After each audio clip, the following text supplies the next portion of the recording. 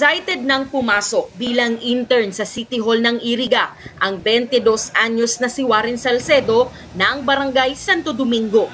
Isa siya sa mga nakasama sa first batch ng government internship program ng Department of Labor and Employment. Para po makatulong din po sa amin and mayroon din po kami ma-experience.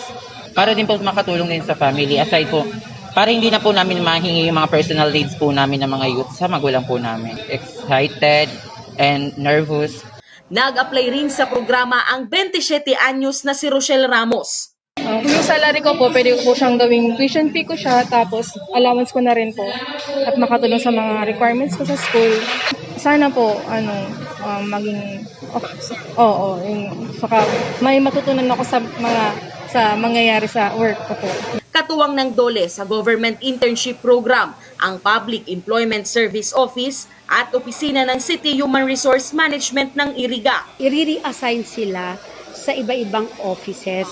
So they are 65 po kasi, so hindi naman sa isang, makakonfined lang sila sa isang office. So sila po, i-re-assign namin i-divide namin na ilan ba dito yung nag-request sa amin yung market, nag-request sa amin yung city planning, yung sa DSWD. So i-prorate namin na i-distribute po namin sa kanila and based doon sa educational qualification naman po nila. Para po, on their part, pagdating sa functions and yung magiging trabaho nila, they will find easier for them naman po. 3 months lang po ang sa idang trabaho, maximum of 6 months.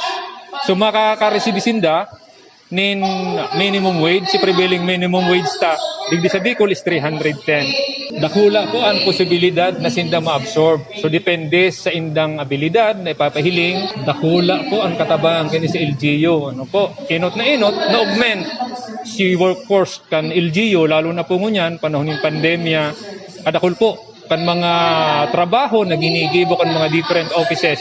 High school graduate, nag-eedad 18 hanggang 30 anyos ang pinapayagang mag-apply sa programa. Yan po ang tabang ang DOLE. Actually, ang nagtabang sa Tukayan, we have 2 senators, Senator Laila de Lima and Senator Villanueva.